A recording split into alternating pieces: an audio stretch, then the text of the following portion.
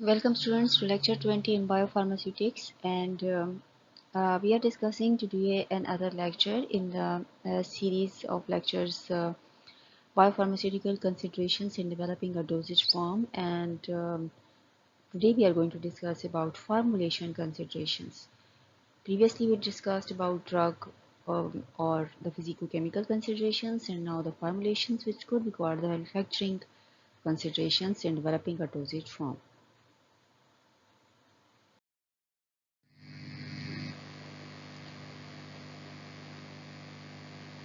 Okay, in this lecture, we will discuss about various excipients.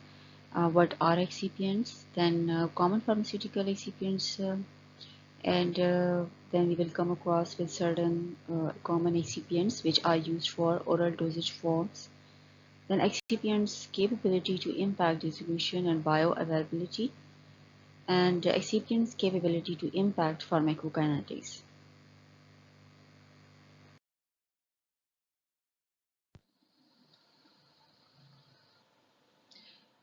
So, whenever we talk about formulation, excipients play important role. Actually, the discussion of formulation considerations is about excipients. And what are excipients then? Excipients are compounds being added to formulation to provide whenever they are added to a drug. Active drug is actually in very small quantity, and they themselves don't have that much ability to be molded into a certain form, which is ready to be administered, which is easy to be administered. So excipients play important role in that regard. Active drug is not that stable as well separately, and active drug is not that much, you can say, controlled as far as their bioavailability is concerned. So there are things you can do to increase its bioavailability, you can do to control its delivery or release, or but all these processes need addition of excipients. So the excipient certain properties or the functions which they can be added to the drug with the help of excipients include to reduce the degradation of the active drug or increase its stability. Like sometimes a drug which is highly sensitive to the acidic environment of the stomach is mostly formulated as enteric coated. Like that day we were discussing about erythromycin, and then improve the compressibility of the active drug. As I just mentioned, that active drugs quantity is not that much that it is easy to handle. Sometimes it is desirable to increase the bulk quantity so that it could be compressed easily. Its flow properties are get enhanced, and so its final product which you want to design, that is better to be formulated, that can be easily formulated, which isn't possible if you're only dealing with the active drug in of itself. So apart from that, controlling the release of drug in certain controlled drug delivery systems, so this plays an important role. Sometimes you don't want that immediate or rapid bioavailability. Instead, you want that drug is releasing at a slow pace, and for a prolonged period of time, you want to maintain that continuous supply, like it usually happens in case of diabetic medicines or the antipsychotic medications, in which the patient constantly needs the supply of the active drug.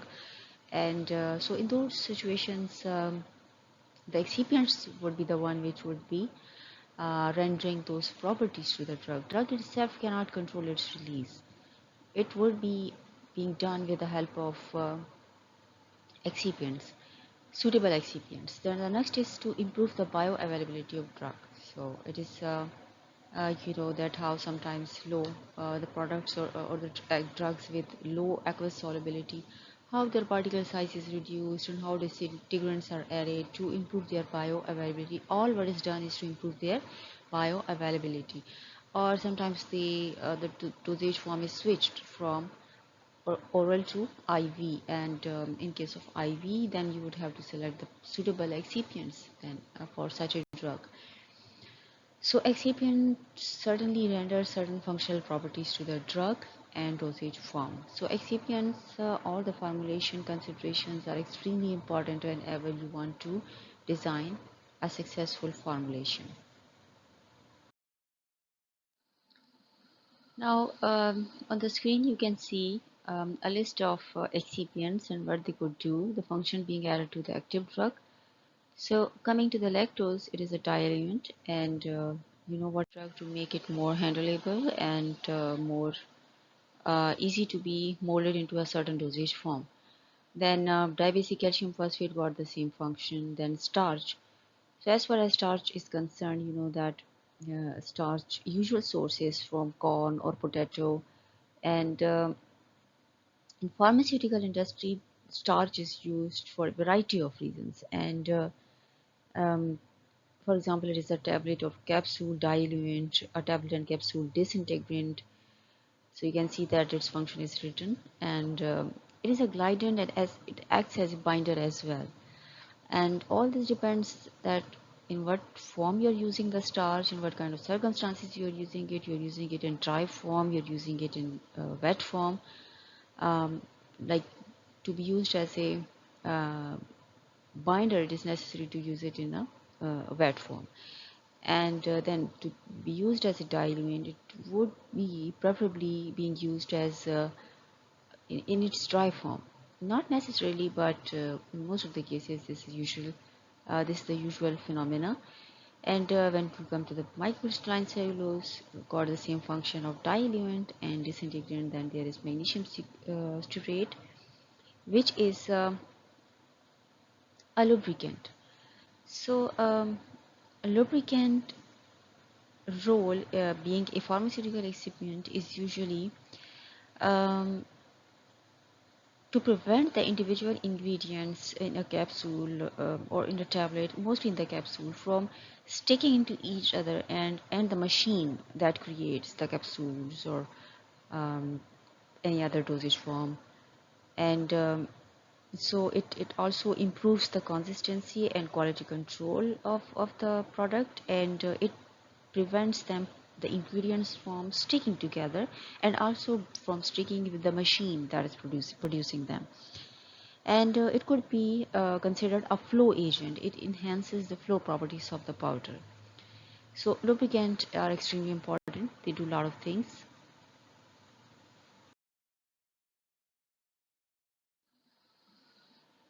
Okay, then another list is available that is about talc, and that is being used as a lubricant, sucrose, and polyvinyl pyrrolidine in their solution.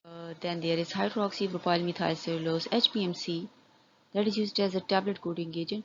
Usually, this one is used as a film coating agent, and HPMC is a raw material for coating with moderate strength and moderate moisture resistant, oxygen resistant properties. It has elasticity, and it has resistance to oil and fats. So overall, it is a good filming coating agent. And apart from that, then there is another coating agent, that is methyl cellulose. Right, this could also be used as a coating and granulating agent. And titanium oxide combined with dye as a colored coating. It is used for colored coating.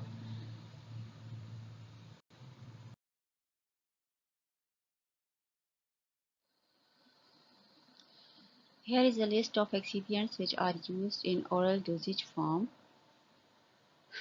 And as you know that in case of suspensions, the use of suspending agent is very common. So the common suspending agents which are used in oral dosage forms include sodium carboxymethyl cellulose, tragacanth, and sodium alginate. Suspending agent is as we know that in suspension, solute particles are usually not soluble, whatever is a solvent, and so suspending agent usually its main purpose is to keep those solute particles in its maximum dispersed form, or if for example they in case get sediment, so they could be redispersed easily at the time of use. So these are some common suspending agents which are used. Then there is this xanthan gum, which is used as a thixotropic suspending agent. Thixotropy, is a phenomena which renders the time-dependent shear thinning property to any solution or gel in which it is added. And certain gels or fluids are thicker or viscous under static conditions, um, but will flow when they are shaken. So this is called thixotropic phenomena, and thixotropic agents are used. Apparently, the product or the suspension will look viscous and thick, but when you will shake it, it will get. You can see that it will get liquefied, and you can easily use it. It will help disperse the particle, and you will be able to get a uniform dose. Then there is V gum, which is also used for the same purpose as a thixotropic suspending agent. Sorbitol is a very common sweetener, which is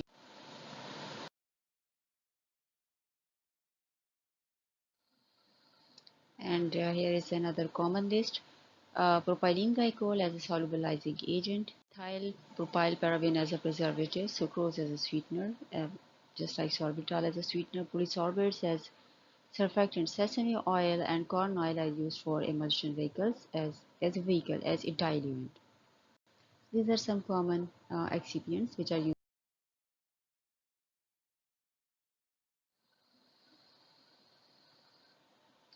Okay, now the excipient's capability to influence bioavailability.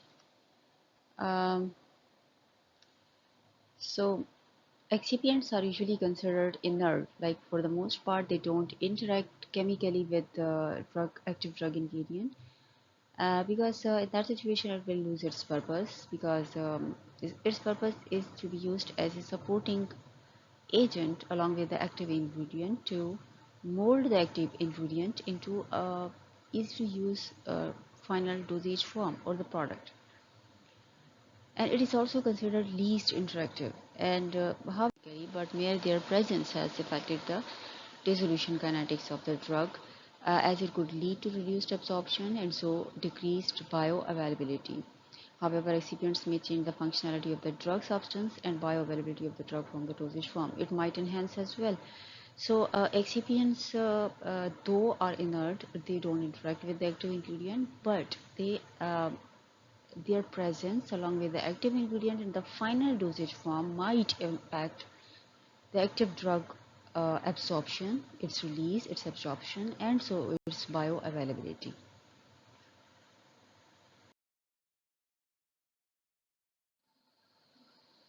Now, the influence of various excipients on the dissolution or the release of the drug. If you look at the suspending agents, they increase the viscosity of the drug vehicle and agent in extremely high quantities. Let's suppose you want to increase the stability of suspension, but at the same time, you might be making it difficult for the drug to get diluted from the suspension or to get released from the suspension. And so that's why their addition to the formulation or their quantity must be in check. It's not like you are adding it up and you're getting the benefit only. No, if you are crossing the limits, the allowed limits, and there is this pharmaceutical common sense that where you should stop. um, but if you're crossing that, you're compromising the main goal of your product. The main goal, remember, of your product is to deliver the active ingredient at a suitable rate, in a suitable quantity, at a suitable time. So suspending agent could interfere with those results, with dissolution phenomena, if used in unchecked quantities.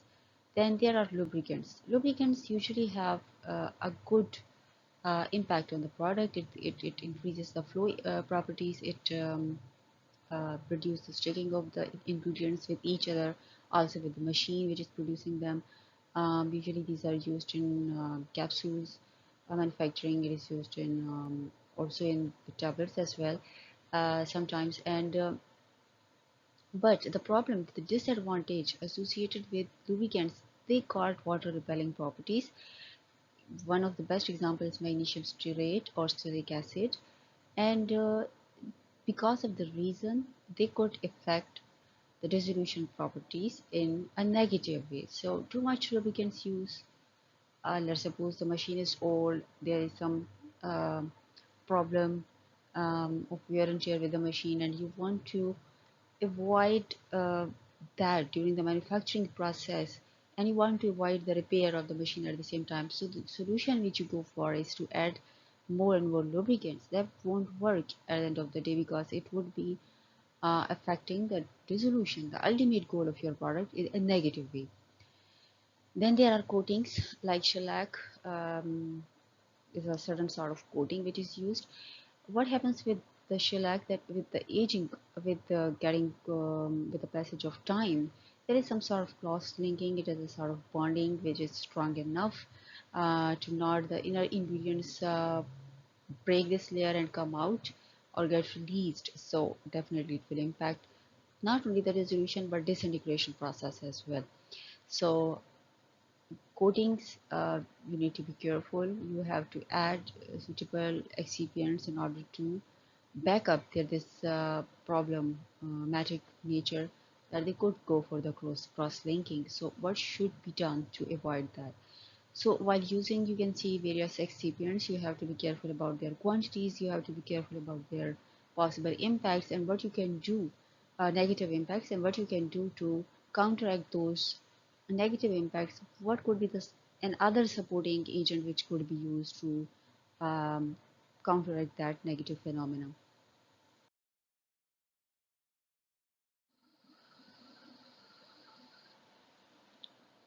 Then there is this and to increase the dissolution rate of the product. But concentrations of surfactant really matters. If the concentration of surfactant is low, in lower concentration they work properly. They decrease the surface tension and increase the rate of drug dissolution.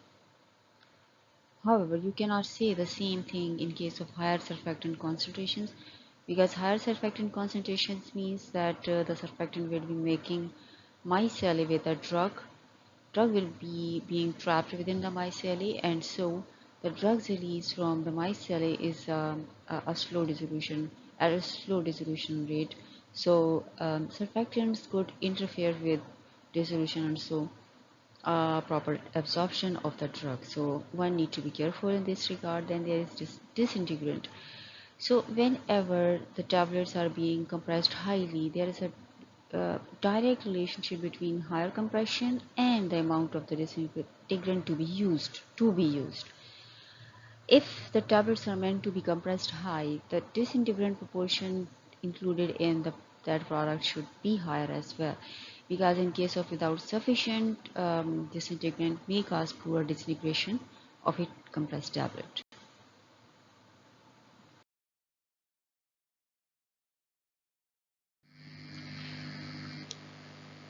Okay, so then there are some excipients such as sodium bicarbonate may change the pH of the medium surrounding the active drug substance. Example is of aspirin, a weak acid when formulated with sodium bicarbonate medium in which the drug rapidly dissolves. The term for this process is dissolution in a reactive medium. The point of discussing this thing is that um, we here don't want to go towards the side of maximization, as we can see that this is a reactive medium and the process of dissolution will be enhanced, the drug will rapidly dissolve. But while using such reactive mediums, it is important to keep in mind that purpose is always optimization, not even maximization, because maximized solubility will also result in unwanted or undesirable impact in a form of lesser absorption of a drug. So it's important to keep such reactive mediums while adding along with the drug to keep their quantities in check, and so that the reactive medium is not overshadowing the real purpose of the product, which is to maximize its absorption anyways.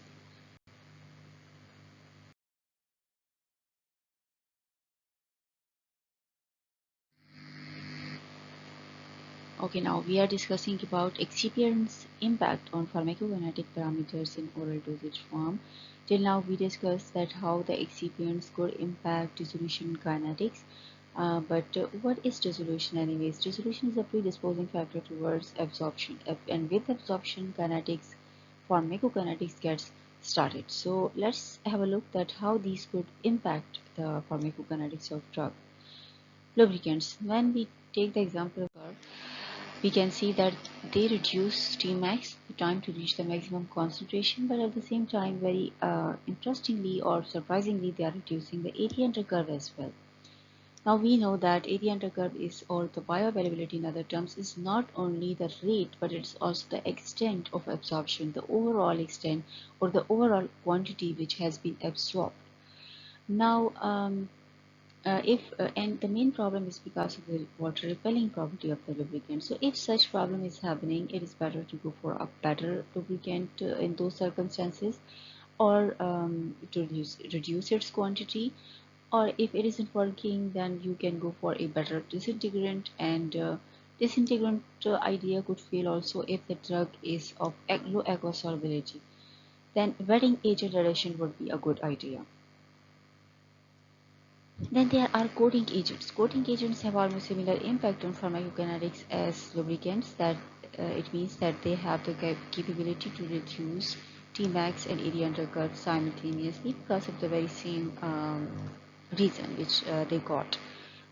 So as coating agent could also be to lesser or greater extent having water repellent properties, and that could interfere with the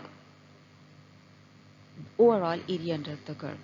Then there is disintegrant, and disintegrants may prolong Tmax and can reduce area under curve. Now here you can see that there is some phenomena happening which is quite understandable. It is not erratic, as you can see in case of lubricants and coating agent, an erratic sort of phenomena, that why and how some excipient is reducing the Tmax, but at the very same time it is reducing, while though what you would be expecting that if a excipient has this capacity to reduce the Tmax, means to make the time to achieve the maximum concentration, then area under curve should be increased, but that is reducing. Such a response is erratic response, which is unpredictable sort of response, and anyways you are supposed to know it. And in case of disintegrant, it is quite a predictable response that if you are using in large quantities, so it has this capacity to prolong the Tmax, because the drug product disintegration will be prolonged. So if disintegration gets prolonged, then or inhibited, dissolution will be compromised, and so the absorption. So overall Tmax and area under curve will be reduced. Then there is enteric coating, like cellulose acetate phthalate. May prolong Tmax and can reduce area under curve. So with most of the excipients, you could see this phenomena that they usually have this capacity to reduce Tmax. It means they could interfere in the way of absorption of drugs, and so they could overall reduce the area under the curve.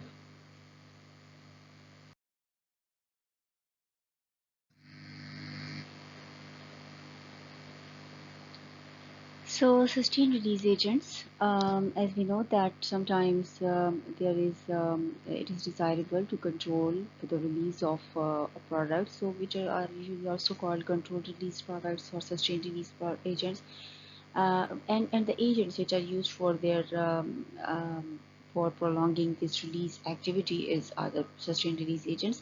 So like methyl cellulose may prolong Tmax. Then after that, there are sustained release waxy agents which can prolong Tmax and can reduce area under curve. Sustained release viscous gummy agents also may prolong Tmax and can reduce area under curve. So as a solution, quantities must be under check for above all. So here we can see in case of almost all the excipients that they got this capacity to reduce the prolong the Tmax, apart from one or two erratic phenomena which we observed in case of the lubricants.